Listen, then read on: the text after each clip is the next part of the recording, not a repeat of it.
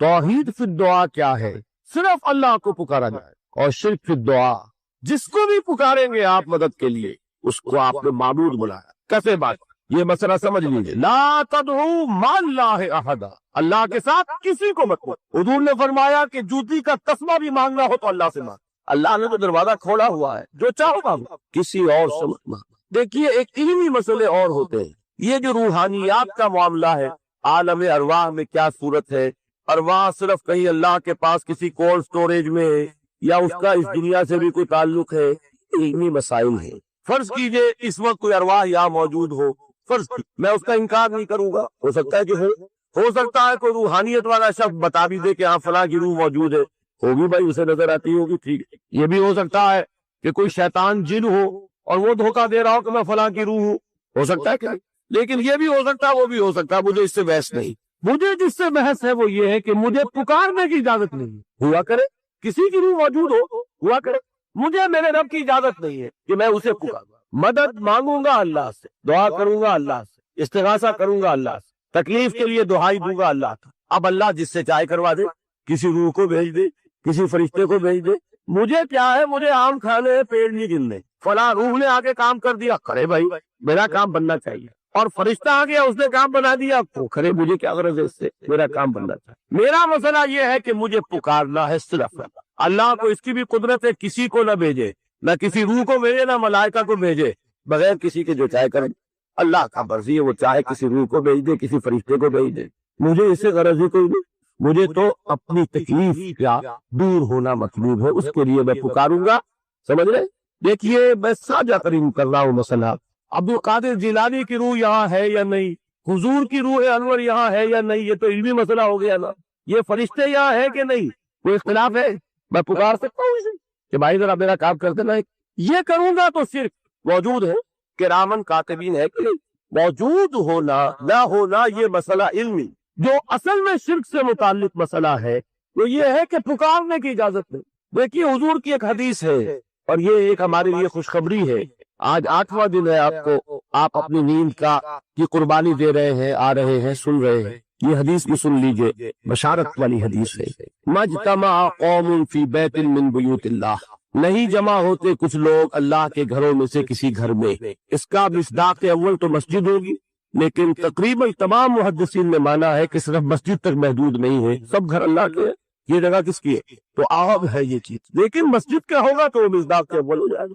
مجتمع قوم فی بیت من بیوت اللہ یتلون کتاب اللہ ویتدارسونہ بینہم، کام کیا کر رہے ہو کہ اللہ کی کتاب پڑھ رہے ہو، وہ سمجھ رہے ہو، سمجھا رہے ہو، تو کیا ہوتا ہے، الا نزلت علیہم السکینہ، ان پر اللہ کی طرف سے سکینت کا نزول ہوتا ہے، وغشیتہم الرحمہ، رحمت خداوندی انہیں ڈھانپ لیتی، وحفتہم الملائکہ، فرشتے ان کے گرد گھیرا ڈال لیتے، وذکرہم اللہ فی من عندہ، اور اللہ ذکر کرتا ہے ان کا ملائکہ مقربین کی محفل میں۔ دیکھو تم کہتے تھے یہ انسان بڑا گھٹیا ہے، میرے وہ بندے اس وقت میرے گھر میں جمع ہے صرف میرے کلام کو سمجھنے کے۔ اللہ فخر کرتا ہے ذکر کا جو ہے در حقیقت، جس میں آپ اپنے کسی ارادے سے، اپنے کسی پلاننگ کے تحت، اپنے خود پیش کسی نقشہ کار کے طریقے سے کام، کیا زندگی بس یہی ہے؟ کیا کریشن کا کلائمیکس جو ہے وہ دن مانتا ہے کہ یہ پوری کائنات ان کی وسعت کا اندازہ کرے اور اس کا کلائمیکس انسان، اور اس کی حقیقت یہ نہیں، انسان کی زندگی بہت طویل، اس زندگی کے 3 حصے ہیں، آپ حیران ہوں گے، ذرا غور سے آج توجہ سے بات سنیے، 2 تو سب نے سنے ہیں، میں 3 کہہ رہا ہوں۔ ہماری کریشن کب ہوئی تھی؟ ازل میں، جب روحوں کی شکل میں ہمیں پیدا کر دیا گیا، جن سے اللہ تعالیٰ کا وہ مکالمہ ہوا تھا، الستو بربکم قالوا بلی، میں بھی تھا، آپ بھی تھے، ہر شخص نے اللہ سے معاہدہ کیا تھا، الستو بربکم قالوا بلی، کیوں نہیں، شہیدنا، ہم گواہ ہیں، اے اللہ کیوں نہیں، ہمارا رب ہے، ہمارا مالک ہے، یہ معاہدہ کیا تھا کہ نہیں، ہم سب تھے۔ فرق کیا ہے؟ صرف ہماری ارواح کی، یہ اجساد نہیں، جسم نہیں تھے، ارواح تھے، کریشن تو اس وقت ہے۔ ایک زندگی ہماری وہ ہے جو ہم بتا آئے، ایک زندگی یہ ہے ایک جسم کے ساتھ، وہ جسم جو زمین سے بن رہا ہے، پیدا ہو رہا ہے، زمین کی غذا سے پل رہا ہے، اس کے ساتھ اس روح کو شامل کر دیا گیا۔ یہ ہماری حیات زندگی ہے. اس کے بعد وقت آئے گا جسم واپس چلا جائے گا جہاں سے آیا تھا. منہا خلقناکم وفیہا نعیدکم ومنہا نخرجکم تارۃ اخری. اسی میں سے ہم نے تمہیں بنایا تھا، اسی میں لے جائیں گے، اسی میں سے پھر قیامت میں اٹھا کھڑا کریں گے. لیکن کیا روح بھی دفن ہو جاتی ہے؟ ہماری اصل حقیقت وہ اس وقت لوٹتی ہے وہاں جہاں سے وہ آئی تھی. یہ مفہوم ہے انا للہ و انا الیہ راجعون. ہماری ارواح وہاں سے آئی تھی وہی لوٹ جائیں گی. ہمارا جسم زمین سے آیا تھا زمین میں لوٹ جائے. یہ زمینی شے ہے، وہیں سے آئی تھی وہی دفن ہو جائے. دفن ہو جلا دی جائے، جو بھی ہو وہی جائے. چینے کھا جائیں گے پارسی کی لاش کو تو چینے بھی تو پھر مٹی بن کر مٹی میں مل جائے. بہرحال یہی سے تم آئے یہی جاؤ گے. لیکن ہم در حقیقت اس شے کی عمارت ہے، وہ ہمارا جسم نہیں ہے. سورۃ الکوثر اس پس منظر میں محمد رسول اللہ کا ظہور ہو رہا ہے. یہ تین صورتیں جو ہے اس میں پس منظر رکھا ہے. ایک میں تاریخی، ایک یہ ان کا معاشی اور اقتصادی، ایک میں ان کی اخلاقی اور مذہبی حیثیت. سورۃ الفیل وہ تاریخی واقعہ جو ہے، ظاہر بات ہے بہت بڑا واقعہ، اس کا بعد چرچا ہوا ہوگا حضور کی بعثت کے ساتھ متعلق. لیکن دوسری طرف بیت اللہ اور اس کی وجہ سے قریش کو اس کے متولی ہونے کی وجہ سے جو امن حاصل تھا اور جو انہیں اللہ کی طرف سے روزی پہنچ رہی تھی. تیسرے ان کی اخلاقی پستی جس حد کو پہنچ گئی تھی. اس میں جب ظہور ہو رہا ہے محمد رسول اللہ کی نبوت کا، یہ سورۃ الکوثر. بسم اللہ الرحمن الرحیم. انا اعطیناک الکوثر فصل لربک وانحر. ساتھ ہوں تیرے شوکت علی بھی جان بیٹا خلافت پر دیا. تو تحریک چلی، ابھی ختم نہیں ہوئی تھی خلافت، لیکن نظر آ گیا تھا. بڑا پیارا واقعہ ایک صاحب نے سنایا ہے کہ جب شیخ الہند جو ہے اسیر تھے مالٹا، یہ 1915 سے 1920 تک رہے، تو وہاں جو تھا مالٹا کا جو کیمپ تھا جس میں کہ یہ اسیر تھے، اس کا کمانڈانٹ جو تھا انگریز، انہوں نے دیکھ لیا تھا یہ بہت فرشتہ خصلت انسان ہے، نورانی شکل ہے، تو وہ اچھا میل ملاپ تھا. ایک روز کہا حضرت شیخ الہند نے کہ آپ لوگ ہماری خلافت کے پیچھے کیوں پڑے ہوئے ہیں؟ وہ تو ایک مردہ شے ہے، اس میں کوئی جان تو ہے نہیں، کوئی طاقت نہیں ہے، پھر بھی آپ ہماری ایک نشانی ہے، اسے کیوں آپ جو ہے برباد کرنے پر تلے ہو؟ اس نے کہا اتنے بھولے نہ بنیے حضرت، ہمیں معلوم ہے اس نیم مردہ خلافت میں بھی طاقت اتنی ہے کہ اگر جہاد کا فتویٰ اس نے دے دیا تو انڈونیشیا سے موریتانیہ تک مسلمان کفن سر سے باندھ کے نکل آئے گا، یہ ہمیں معلوم. لہذا ہم نے ختم کرنا ہی کرنا. اور ختم کس سے کرایا؟ ایک فری میسن مصطفیٰ کمال پاشا. چاک کر دی ترک ناداں نے خلافت کی قبا، سادگی اپنوں کی دیکھ اوروں کی عیاری بھی دیکھ. عیاری کس کی تھی؟ یہود کی، اور ان کے اعلی کار برطانیہ. ابھی خلافت ختم بھی نہیں ہوئی تھی، برطانیہ کے ذریعے سے 1917 میں بالفور ڈکلیریشن کے ذریعے سے حق حاصل کر لیا کہ ہاں جا کر یہ آباد بھی ہو سکتے ہیں. کیونکہ دوسری جنگ عظیم میں سلطنت عثمانیہ ختم ہو گئی تھی، خلافت نام کی تھی، سلطنت تو ختم ہوئی، ترکی رہ گیا تھا صرف. اور جنرل ایلن بی کی فوجیں داخل ہو چکی تھی یروشلم میں.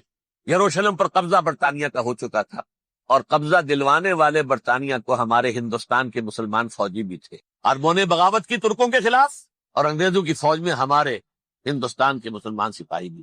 بہرحال اب چونکہ ان کے پاس آ گیا، برطانیہ نے اعلان کر دیا، بالفور ان کا وزیر خارجہ، Jews have a right to settle in Palestine، وہ جائیں آباد ہو سکتے. یہ 1917 کا اعلان ہے. اس کے بعد جو کچھ انہوں نے طریقے برتے ہیں اس میں دھن دھوس دھاندلی دھوکہ ہر چیز. مثلا دھن گئے جناب یہ آپ مکان بیچیں گے، اچھا جی لے لیجیے، آپ کیا مانتے ہیں 10 لاکھ، میں 11 لاکھ دیتا ہوں لیکن کل ہی نکل جائیں. پیسے کی کمی تھی نہیں، پورا یورپ کا سرمایہ ان کے پاس، بینکرز کے پاس.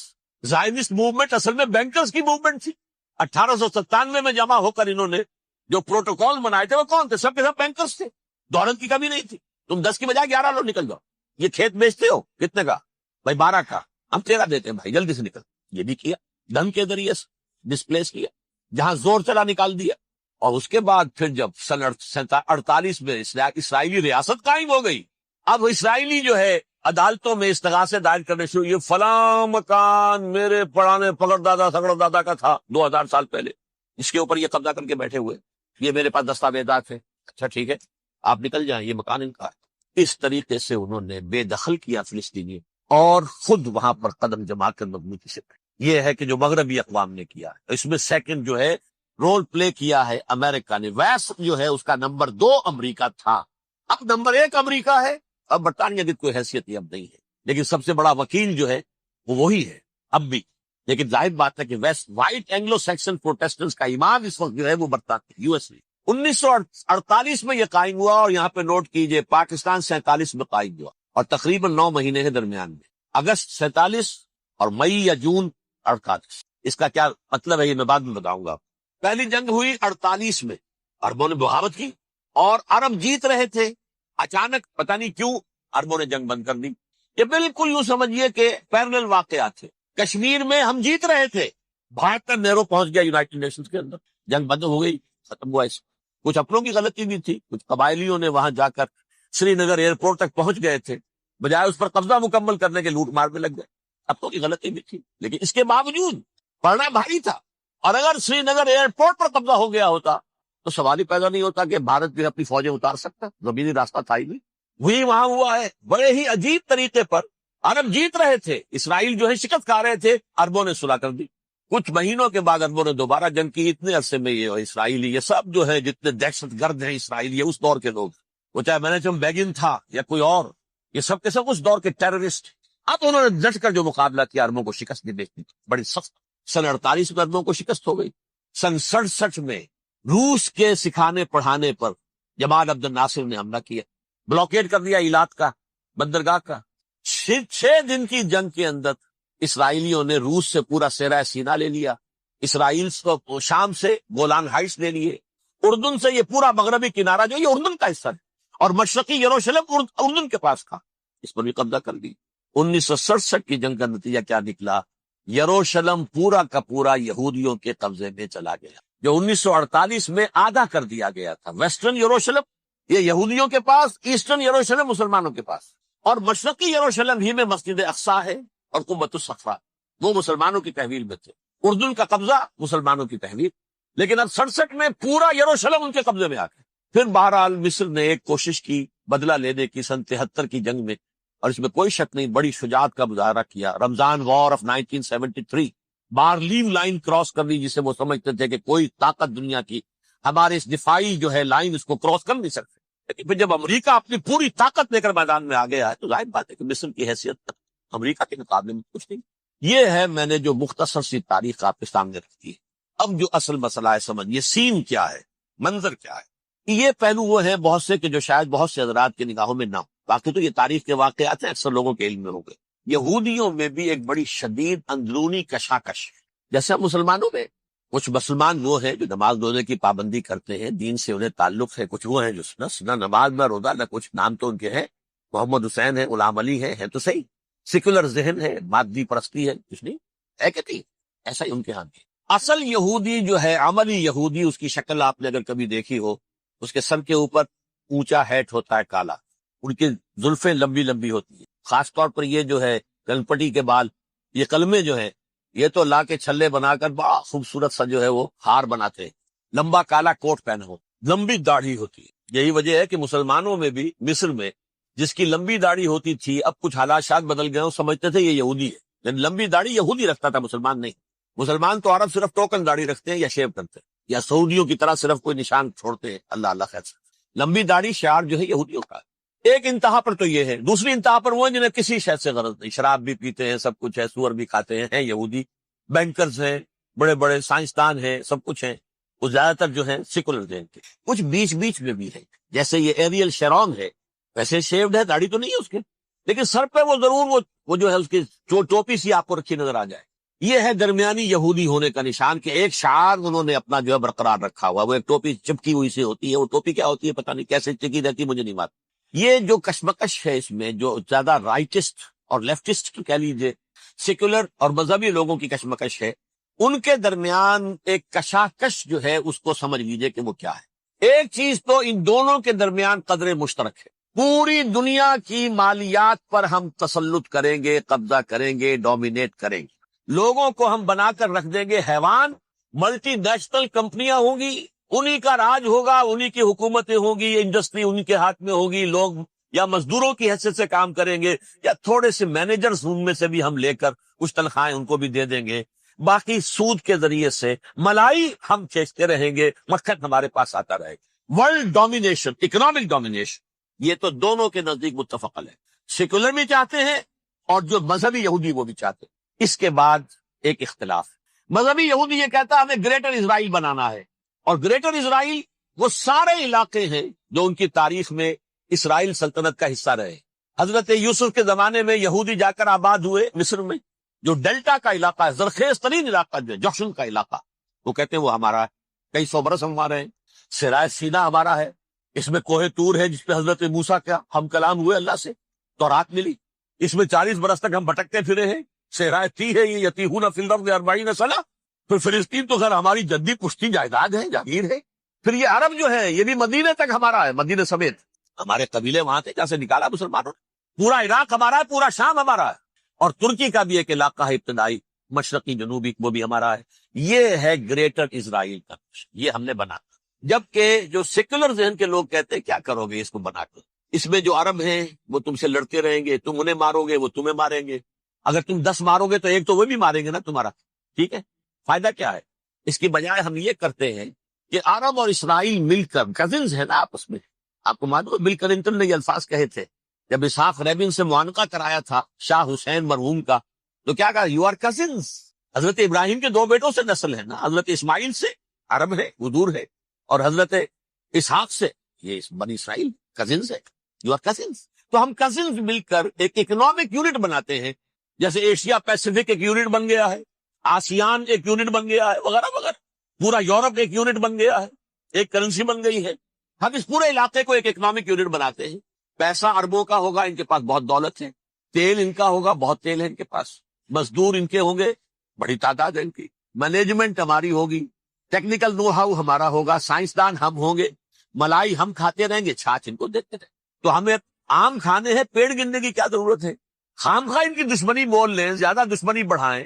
اس چھوٹے سے اسرائیل کو تسلیم نہیں کرتے، ہم گریٹر اسرائیل کو کیسے تسلیم کر لیں گے؟ یہ لہذا اس خیال کو دل سے نکال. یہ اختلاف ہو گیا نمبر 1، بہت بڑا اختلاف. لیکن نمبر 2، اس اختلاف میں اتفاق یہ پیدا کیا گیا. یہاں ایک بات ہم آپ کی مانتے ہیں، ہم کسی بھی پیس پروسیس میں جروشلم نہیں دیں گے ان کو عربوں. یہ انڈیوائیڈڈ دارالخلافہ رہے گا اسرائیل. اور نمبر 2، مسجد اقصی اور قبۃ الصخرہ کو گرا کر 3rd ٹیمپل بنائیں گے. یہ مذہبی یہودیوں کو اتنی رشوت اگر وہ نہ دے تو وہ ان کے ساتھ کام کرنے کو تیار ہی نہیں. یہ پورا پس منظر سمجھ لیجئے، اصل پہ بٹوین دی لائنز سمجھے بغیر یہ خبریں جو آپ پڑھتے ہیں. ادھر امریکہ کا معاملہ کیا ہے؟ ایک طرف وہ پشت پناہ ہے، حمایتی ہے، پروٹیکٹر ہے، وہ حافظ ہے اسرائیل کا. اسرائیل امریکہ ہی کی آؤٹ پوسٹ سمجھ لیجئے، اسی کی ایک ریاست سمجھ لیجئے. لیکن اس کے ساتھ ہی وہ اپنی جو دنیاوی عالمی مصلحتیں ہیں، اتنی بڑی قوم عرب کی جو ہے اسے بھی دشمن تو نہیں بنانا چاہتا. ان میں بھی ماڈریٹس کو چاہتا ہے کہ رہیں ماڈریٹس، یہ جو ہماری جیب میں ہے، حسنی مبارک ہو، شاہ فہد ہو، جو ہماری جیب میں ہے. ورنہ یہ کہ وہاں پر اگر زیادہ ریڈیکل لوگ آ گئے تو ہمارا ویسے ہی بیڑا غرق ہوگا. لہذا وہ جبر کرتے رہے ان پر کہ صلح کرو کوئی نہ کوئی. یہ صلح کے لیے دباؤ امریکہ کا ہے، اسرائیل نہیں چاہتا صلح، دباؤ ہے امریکہ کا. اب میں آپ کو یاد دلاتا ہوں، خلیج کی جنگ ختم ہوئی، بش یہ باپ اس کا جو اب ہے بش، اس کا بڑا بش جو سینئر، اس کی پاپولیرٹی ریشو جو ہے 89% تھی اس وقت امریکہ کے اندر. اتنی بڑی جنگ فتح کی تھی اور چند امریکی مرے صرف. لیکن اس نے ایک موقف اختیار کیا یہود کے خلاف. $10 بلین منظور ہو چکے تھے، اسرائیل کو دیے جانے تھے نئے سیٹلمنٹس بنانے کے لیے. اسرائیل انہوں نے کہا یہ رقم میں ایشو نہیں کروں گا جب تک پیس پروسیس شروع نہیں کرتے. یہ دباؤ تھا جس کے آگے گھٹنے ٹیکنے پڑے $10 بلین کے لیے. لیکن اس کا بدلہ یہ چکایا کہ الیکشن میں ہرا دیا اس. حالانکہ وہ ہیرو، فاتح، خلیج کی جنگ کا فاتح، 89% ریٹنگ، الیکشن میں 0. دباؤ تھا. اسی طرح بل کلنٹن کا دباؤ رہا، کسی طرح صلح کرو، کسی طرح صلح کرو، کسی طرح صلح کرو. اور اس معاملے میں یہ تسلیم کرتا ہوں، اس معاملے میں اس نے واقعتاً ایڑی چوٹی کا دور لگایا. اور یہ بھی تسلیم کرتا ہوں کہ اس کے دباؤ میں آ کر ایہود باراک جہاں تک چلا گیا تھا، اب کوئی نہیں جا سکتا. وہ آفر نہیں دے مل سکتی اب دوبارہ فلسطینی ہو. یہ بھی میں بھول گیا آپ کو بتانا.